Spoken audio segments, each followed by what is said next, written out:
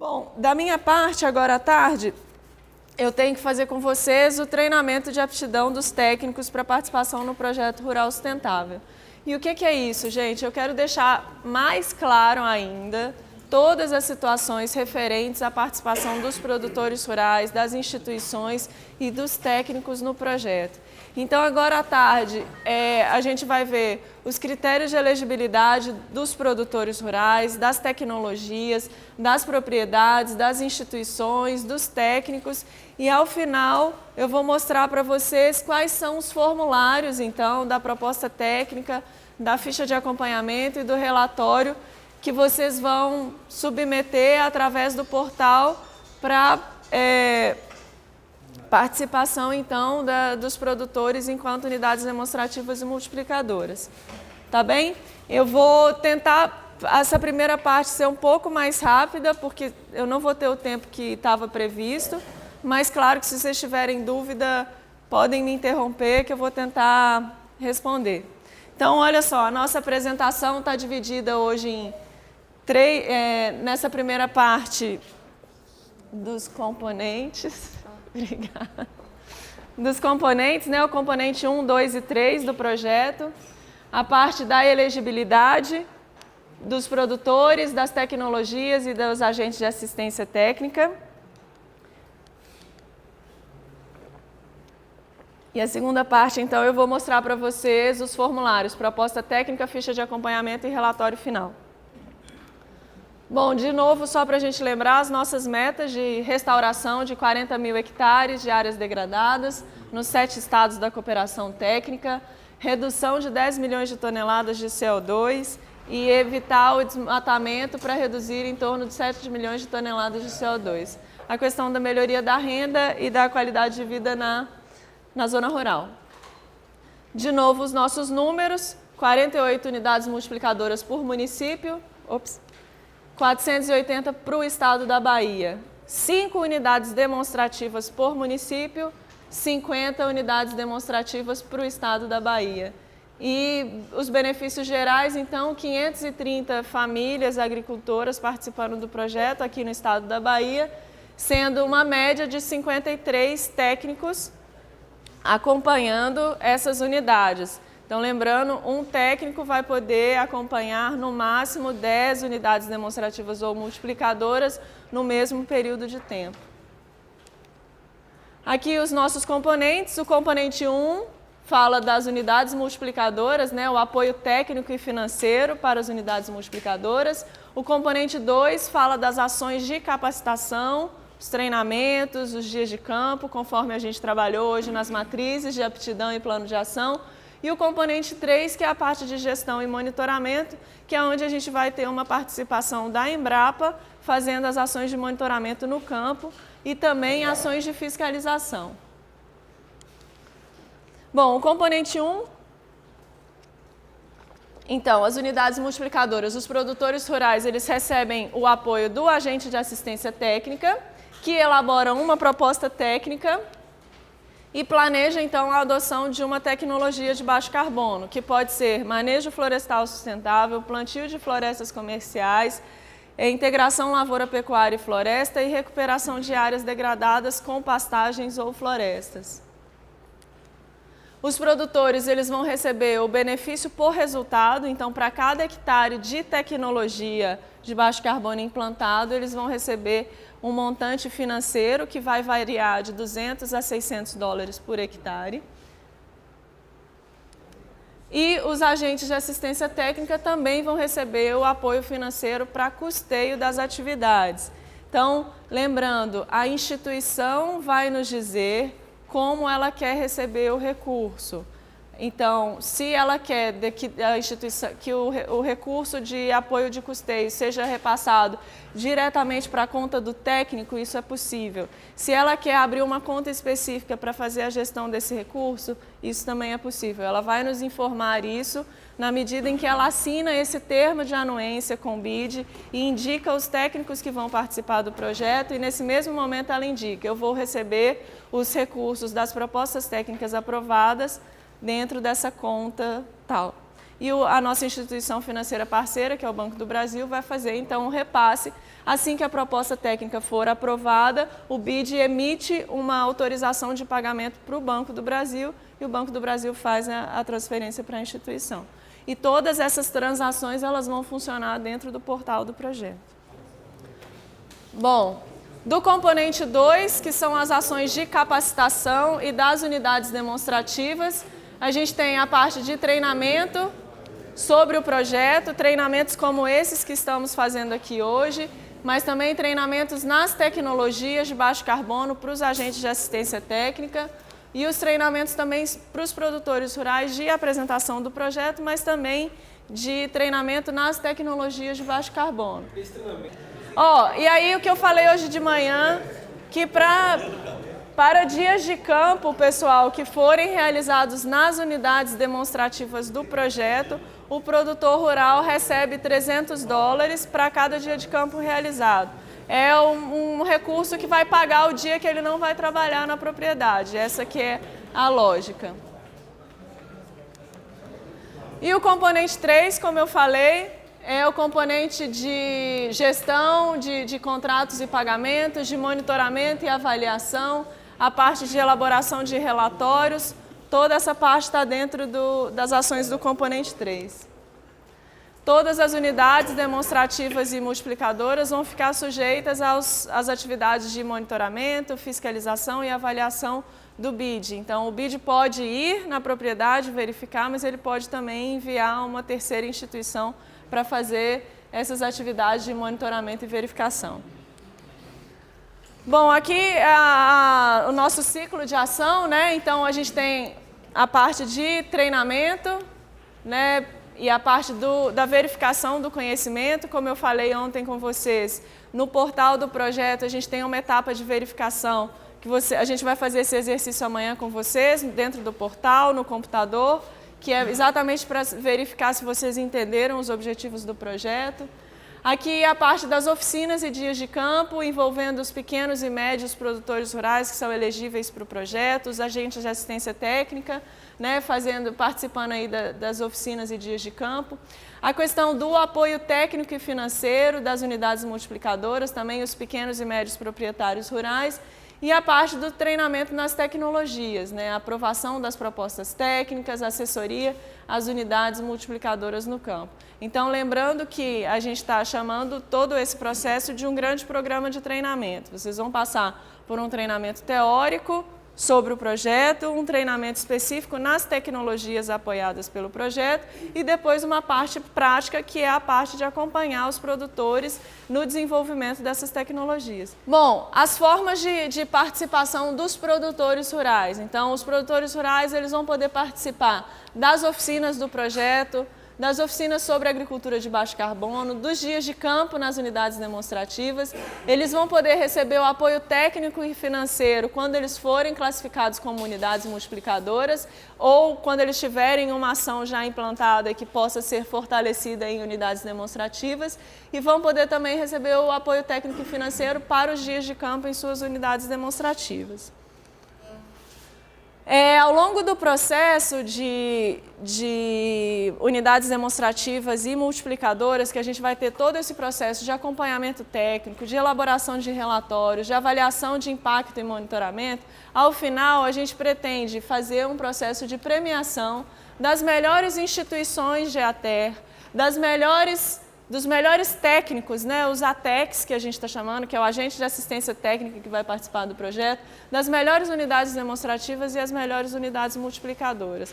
Como eu falei ontem, a intenção é reconhecer as boas práticas que vêm sendo implantadas no campo. Então, esse é mais um processo de reconhecimento, e quando a gente fala dessa premiação, a gente está falando de uma honra ao mérito, uma placa do secretário de Agricultura, do prefeito, do secretário de Agricultura do Estado, da ministra de Agricultura. Então, tem diversos escopos de premiação que ainda estão sendo elaborados, e pode acontecer também do nosso doador achar uma oportunidade para premiar, por exemplo, o melhor agente de assistência técnica com um curso lá no Reino Unido. Então, todos esses processos são viáveis e a gente entende que também é um incentivo para vocês, né? Vou fazer o meu melhor em qualquer ação, né? Vamos fazer o melhor e se for o caso de ser premiado, ter essas oportunidades aí definidas. Bom, em termos de elegibilidade das unidades demonstrativas e multiplicadoras, as propriedades elas têm que estar localizadas no bioma, no caso aqui da Mata Atlântica, têm que estar localizadas no estado da Bahia e nos municípios, nos 10 municípios elencados no projeto. Essas propriedades que vão ser unidades demonstrativas ou multiplicadoras, elas não podem ter histórico de elementos que possam denegrir a sua imagem. Então, exemplos, trabalho infantil, trabalho escravo, o cara tem um monte de multa ambiental, fez crime ambiental. Esses a gente não quer que sejam modelos, porque apesar de não estarmos nos municípios, os outros agricultores já conhecem a história do Zé, do João e do Paulo que fizeram, né, que não tiveram boas práticas. Então, esses aí não vão poder participar do projeto. E as propriedades rurais, elas têm que ser de pessoas físicas ou jurídicas, e as pessoas jurídicas elas devem representar organizações que reúnam, né, diversos grupos de pequenos e médios produtores e ou comunidades tradicionais. Então, o pessoal aqui perguntou hoje de manhã se se a Casa Familiar Rural poderia participar através da cooperativa. Então, está elegível dentro desse critério aí das propriedades coletivas. Bom, ainda em termos de elegibilidade para a unidade demonstrativa e ou multiplicadora, o produtor rural ele tem que ser ou beneficiário ou elegível para o crédito rural. Ele tem que cumprir com os critérios estabelecidos nas tipologias dos produtores e ter área menor que 15 módulos fiscais. E podem ser também áreas de posse coletiva, como os projetos de assentamento, áreas de unidade de conservação ou comunidades tradicionais. Então, esse é o quadro da tipologia dos produtores. São 3 principais tipos, né? O tipo 1A é o que a gente está chamando de médio produtor, que tem área de 4 a 15 módulos fiscais e renda menor que 350 mil ano. O tipo 1B são produtores que têm renda menor que 360 mil e área menor que 4 módulos fiscais. E o tipo 2, aqueles que são os microprodutores, que têm área menor que 4 módulos fiscais e renda bruta familiar anual de 20 mil por ano.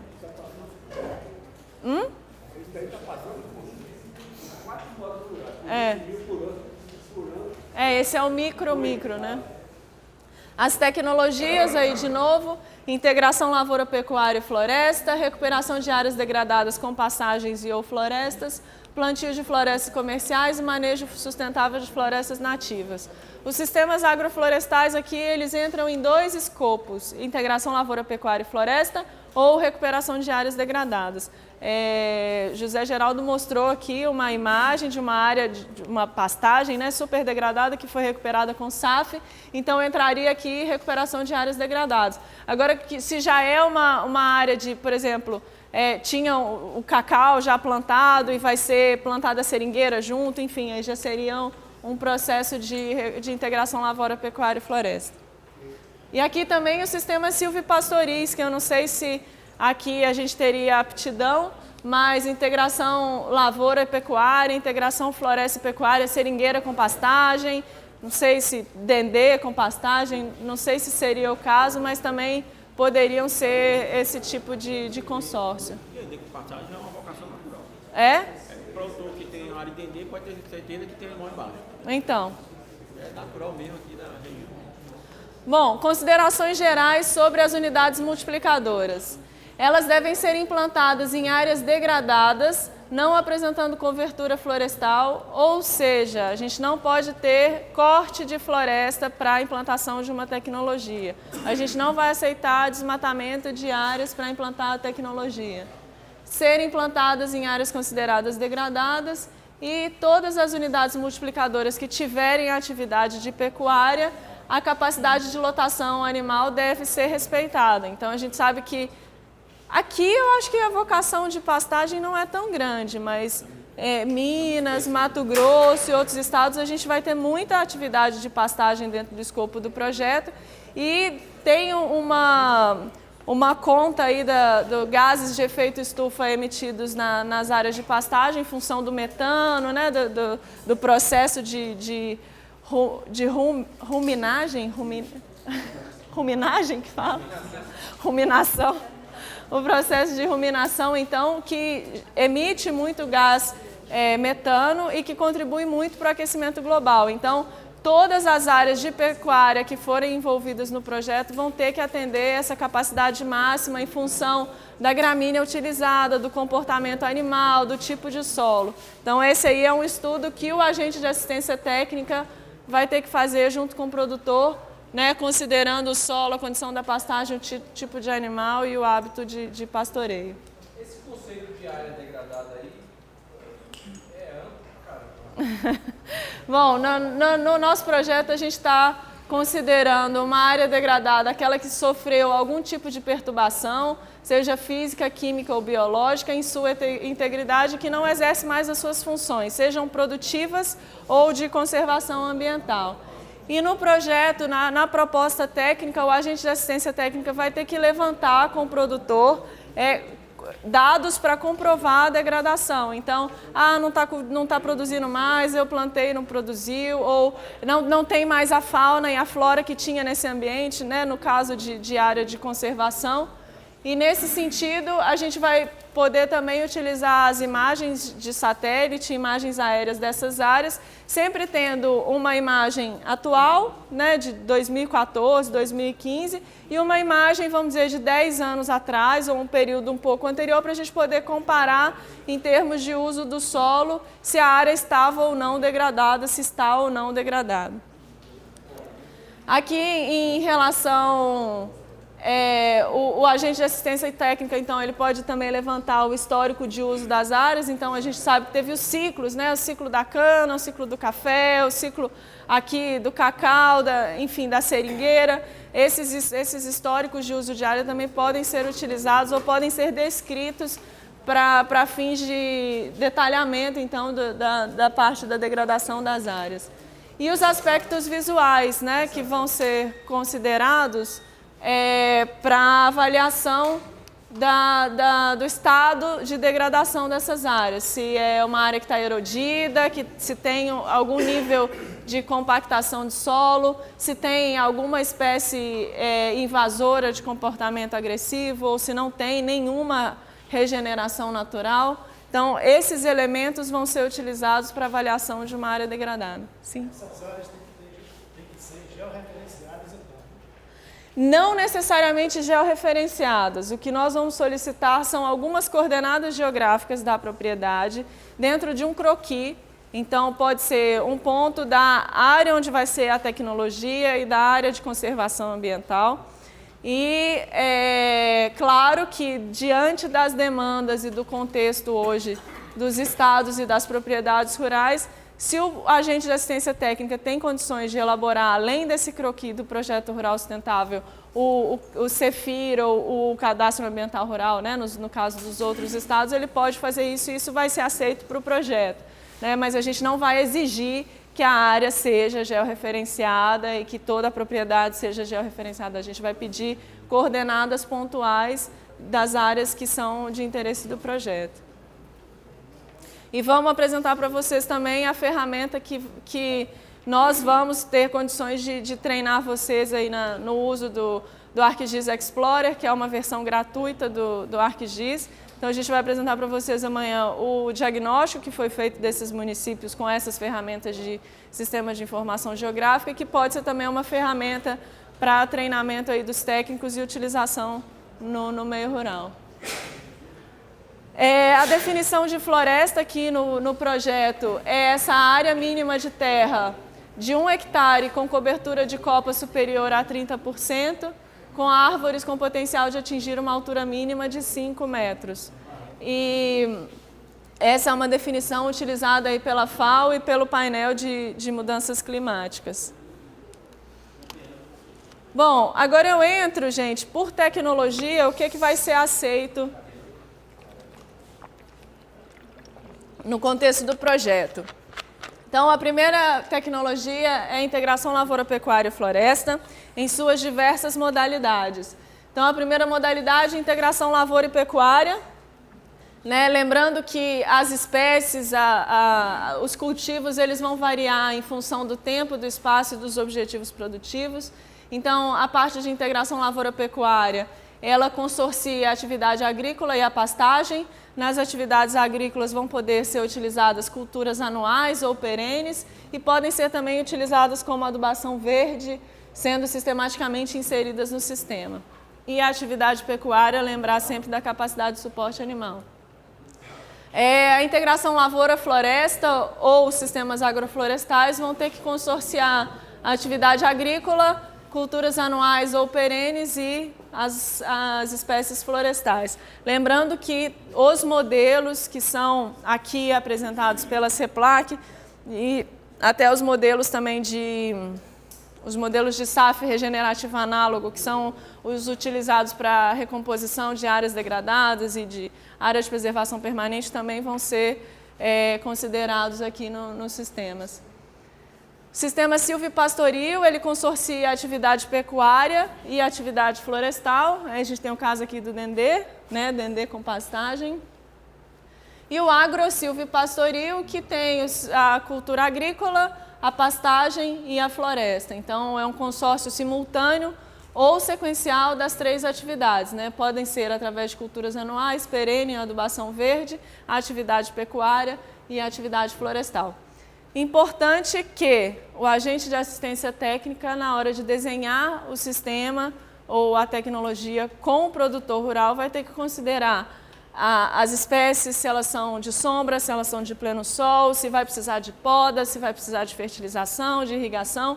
Esse desenho é uma responsabilidade do agente de assistência técnica em orientar o produtor em quais espécies podem ser consorciadas, quais que vão ter uma relação positiva, qual que vai dar mais renda ou qual que vai dar mais trabalho ou menos trabalho. Isso é uma ação que vai ser feita aí de planejamento com o produtor rural. Aqui na tecnologia de recuperação de área degradada, a gente está falando de recuperação de pastagens degradadas com pastagens e recuperação de áreas degradadas no sentido ambiental também, APP, reserva legal e até de recuperação de áreas com sistemas produtivos como SAFs. Então, aqui, quando a gente estiver tratando de florestas, né, recuperação de áreas degradadas com florestas, a gente vai ter que apresentar um diagnóstico das causas de degradação para impedir que elas continuem sendo degradantes, né? Então, também não adianta a gente propor recuperar uma mata ciliar e manter as causas de degradação ali. Então, é impedir acesso de animais, impedir, às vezes, uso de algum herbicida ou agrotóxico que esteja acontecendo ali naquela área. Então, a gente identifica quais são as causas de degradação e impede que elas continuem ocorrendo para permitir a regeneração das áreas. Considerar sempre os aspectos relacionados ao novo Código Florestal em termos de áreas de preservação permanente e reserva legal e apresentar um plano de implantação e manutenção com justificativas para a seleção das técnicas adotadas. Então, vocês vão ver que aqui no projeto a gente poderia, por exemplo, aceitar a recuperação de áreas degradadas através dos processos de regeneração natural. Então, desde que a gente consiga impedir os fatores de degradação, talvez não justifique fazer um plantio de mudas em área total, às vezes um enriquecimento ou até mesmo uma chuva de sementes. Mas a gente precisa ter sempre em mente que atividades de manutenção também serão necessárias. Então, impede os fatores de degradação e mantém as atividades periodicamente para garantir que o processo tenha continuidade. É que nas áreas de preservação permanente úmidas não vão ser aceitos a utilização de nenhum tipo de agrotóxico para evitar a contaminação dos recursos hídricos e nas demais áreas de preservação permanente, topo de morro, encosta, podem ser utilizadas quando necessário e até nas áreas de tecnologia também, respeitando essa lista dos produtos proibidos pelo BID. Então, aqui na recuperação de áreas de preservação, a escolha da técnica de recuperação é importante e também a escolha das espécies florestais, que devem ser aquelas indicadas, né, pelos levantamentos bibliográficos aqui da recomposição do bioma. Olha só, recuperação de pastagem não foi uma atividade que surgiu muito hoje, mas talvez aconteça. A gente solicita que sejam evitadas as atividades de aração e gradagem para minimizar os impactos e a adoção de adubação nitrogenada através do plantio de leguminosas. O plano de manejo da pastagem deve ser apresentado também pelo agente de assistência técnica, incluindo rotação, piqueteamento, reforma de pastagens, fertilização. E o manejo da criação sempre considerando o número máximo, né, de capacidade de lotação animal por unidade da área, para não superar esse número e não ter problemas aí de compactação e de degradação.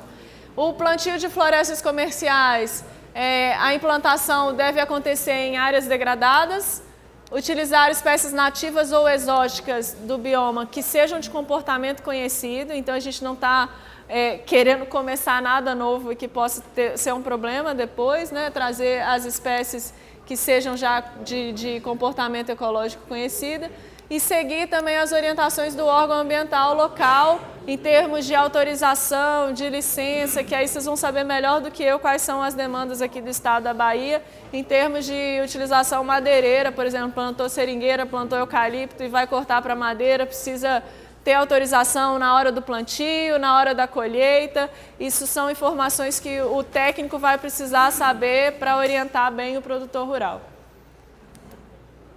Plantio de florestas comerciais ainda deve ter a apresentação do plano de manejo, então dizer quais são os objetivos, qual o ciclo da espécie florestal utilizada, como vai ser o corte, né, de acordo com a legislação, e apresentar o plano de implantação e manutenção com justificativa das técnicas selecionadas.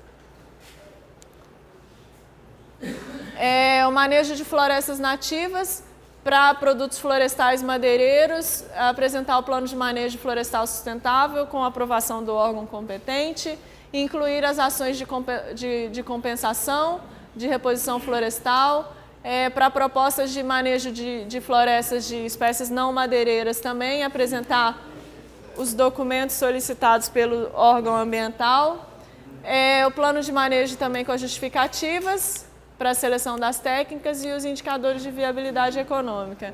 E aqui os temas transversais, né, de gestão sustentável da propriedade, considerando sempre planejamento dos recursos naturais, né, água, solo, floresta, adoção de técnicas conservacionistas de água e solo, e aí a gente está falando de recuperação de nascentes, de curva de nível, de terraceamento, minimizar o uso de agrotóxicos e insumos químicos e quando eles forem utilizados, que eles tenham justificativa técnica, que sejam utilizados dentro dos padrões, né, recomendados aí pelos agentes de assistência técnica, que o descarte das embalagens seja feito de forma adequada.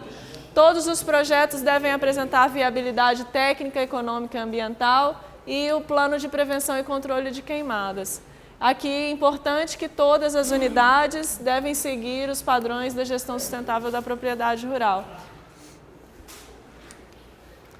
Bom, aqui a gente tem também uma demanda do projeto que, se vocês se lembram das metas, a gente tem meta de redução de emissão de gás de efeito estufa e tem meta também de evitar o desmatamento. 7 milhões de toneladas de CO2 provenientes do desmatamento evitado.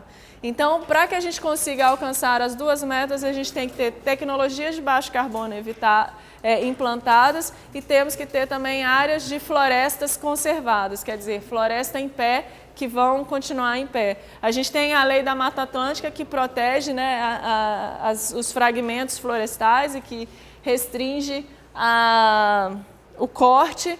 E todas as propriedades rurais que forem participar do projeto enquanto unidades multiplicadoras, elas vão ter que apresentar, além da área de tecnologia, uma área de conservação florestal, que vai ser definida na proposta técnica, na chamada pública das unidades multiplicadoras.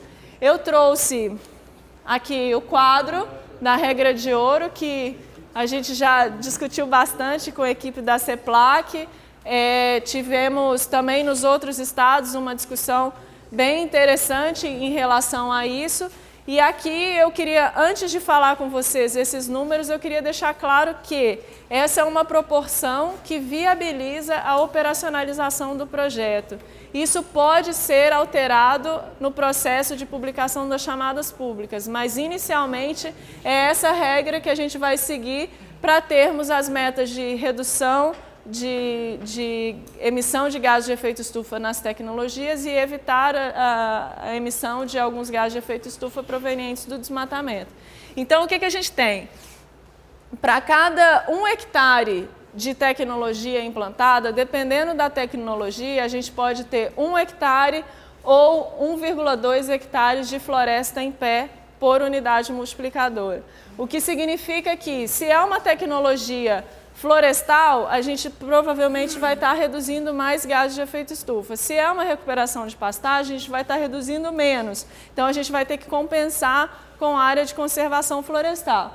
Então, aqui a gente tem a proporção inicial pensada, quer dizer, para cada 1 hectare de pastagem, a gente vai ter 1,2 hectares de floresta em pé na propriedade. Para cada 1 hectare de integração lavoura-pecuária e floresta, a gente vai ter 1,2 hectares de floresta em pé na propriedade. Para cada 1 hectare de plantios de florestas comerciais, 0,5 hectares de floresta em pé. E para a tecnologia de manejo florestal, 1 hectare de manejo, 1,1 hectares de floresta em pé. Então, a gente tem os 3 tipos de produtores: produtor tipo 1A, produtor tipo 1B e produtor tipo 2. O tipo 1A é o médio produtor. A unidade multiplicadora de um médio produtor, ela deve ter uma área mínima de 30 hectares. A unidade multiplicadora de um produtor tipo 1B, que é o pequeno produtor com até 4 módulos fiscais, deve ter 15 hectares. E o tipo 2, que é o micro, a unidade multiplicadora dele tem que ter 5 hectares. O produtor tipo 2, que é o pequeno, ele tem uma unidade multiplicadora de 5 hectares e não vai ser exigido a área de conservação florestal. Por isso que está esse preto aqui. Só um minutinho, Zé.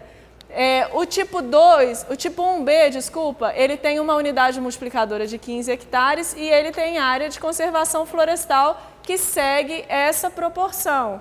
Então, se a unidade multiplicadora dele tem 15 hectares de manejo florestal lá na Cabruca ou de Piaçava, ele vai ter que ter 17 hectares de floresta nativa em pé para conservação florestal. Para o tipo 1A, peraí, gente. Não, é porque aqui arredondou e aqui ficou faltando a vírgula. Mas aqui é 18 também. Aqui, ó, o produtor tipo 1A tem 30 hectares, vamos dizer, de pastagem que ele vai recuperar, então ele tem que ter 37 hectares de floresta em pé na propriedade. Essas unidades multiplicadoras, elas podem ser em uma única propriedade ou podem ser as áreas coletivas. Então, você pode ter 3 produtores aqui fazendo uma UM de 30 hectares ou um produtor fazendo uma UM de 15 hectares. E aqui são os números gerais do projeto, né, em termos de hectares que se espera de pastagem de cada uma das tecnologias, por tipo de produtor e por área de conservação. Então, quer dizer, a lógica é ter área de tecnologia implantada, mas ter também floresta de Mata Atlântica ou do bioma em pé. E aqui, para o pequeno, como muitas vezes as áreas são realmente muito pequenas, o que a gente vai contabilizar é não só a área de tecnologia. Por exemplo, às vezes ele tem 1 hectare de SAF, mas ele tem 5 hectares de floresta. Então, ele pode ter uma UM, aqui no caso do pequeno, que é SAF mais floresta, que conta esses 5 hectares. Bom, pessoal, agora aqui é uma parte importante também, que é a elegibilidade das instituições e dos técnicos. Então, quando a gente está falando de elegibilidade das instituições, se a instituição já está credenciada na instituição financeira parceira para elaborar projetos de crédito ou junto a outra instituição financeira, ela já é apta para participar do Rural Sustentável. Mas as instituições podem ser associações, cooperativas, empresa privada, organização não governamental, organização da sociedade civil, sindicato. Todas essas instituições podem fazer parte, desde que elas atendam esses critérios aqui de elegibilidade. Pessoa jurídica constituída há pelo menos 5 anos, o estatuto que contemple a ação de assistência técnica e extensão rural, no quadro de profissionais ter profissionais com formação na área de ciências agrárias, com registro profissional regularizado nos conselhos competentes, ter base de ação definida geograficamente nos municípios de atuação do projeto, possuir experiência comprovada em assistência técnica e extensão rural, não pode estar respondendo por processo judicial ou do Conselho Consultivo, atender produtores rurais que são o público do Rural Sustentável e ser credenciado como instituição de ATER, a instituição no Sistema Nacional de Crédito Rural. Os técnicos, eles devem ser classificados profissionais habilitados junto aos conselhos regionais, né, CREA, CMRV e etc. E vão ter que emitir a anotação de responsabilidade técnica para cada proposta técnica aprovada aí de unidade demonstrativa e multiplicadora. Então, quer dizer, todos os técnicos, que pode ser nível técnico, nível superior, têm que estar regularizados nos seus conselhos de classe profissionais e para cada proposta aprovada vai ser emitido o documento de anotação de responsabilidade técnica. Bom, aqui a gente tem de novo a parte de procedimentos para participação, que é o resumo daquele fluxo grandão que eu mostrei ontem de manhã para vocês. Então, primeiro passo, a instituição de ATER se cadastra no portal do projeto, que é um cadastro responsável legal, área de atuação, quais municípios que atua. A instituição faz a nomeação dos técnicos que vão atuar no Rural Sustentável, indica os nomes de cada um dos técnicos, o e-mail e o CPF. Com o e-mail e o CPF, o portal vai gerar um login para o técnico. E nesse momento a instituição assina o termo de anuência, dizendo que compreende as regras do Rural Sustentável, as condições e que está disposta a participar e que os técnicos são esses. Indica também a conta onde vai ser feita o repasse financeiro. Os técnicos, então, com esse acesso restrito, eles fazem o cadastro profissional no portal, é o cadastro onde ele vai falar dados pessoais e profissionais de formação, experiência, e através do portal o BID vai fazer a verificação do conhecimento desses técnicos sobre o projeto Rural Sustentável, que é o exercício que a gente vai fazer amanhã de manhã, e para aqueles que têm interesse em participar do projeto Rural Sustentável enquanto técnicos, agentes de assistência técnica, peço que tragam um computador para a gente fazer esse exercício aqui de verificação. Aqui, das chamadas das unidades demonstrativas e multiplicadoras, o BID vai fazer publicação dessas chamadas, né, para as instituições e nos municípios. Vamos receber as propostas técnicas através do portal do Rural Sustentável e para que haja a submissão de uma proposta técnica, todo aquele procedimento de cadastro da instituição, cadastro do técnico, termo de anuência e verificação, esses procedimentos devem ter sido cumpridos, senão o técnico não consegue submeter a proposta técnica. O BID vai fazer a avaliação da elegibilidade das propostas técnicas. As propostas técnicas vão ser classificadas em função dos critérios de priorização, que vão estar definidos nas chamadas públicas, que vão ser públicos, e a seleção das propostas técnicas conforme a classificação e os recursos disponíveis. Então, ontem surgiu aqui a pergunta, mas às vezes um município a gente não vai ter 5 unidades demonstrativas, mas em outro a gente vai ter 10. Então, isso aí vai ser mediado em função dos recursos disponíveis e da aptidão dos municípios. Bom, aí eu acabo essa primeira parte, abro agora de novo para perguntas e aí a gente toma um café e volta que eu vou mostrar para vocês os formulários, que são proposta técnica, que é esse daqui, ficha de acompanhamento e relatório final. Aí eu vou abrir aqui o documento e vou mostrando quais são as categorias, o que a gente vai pedir que vocês preencham.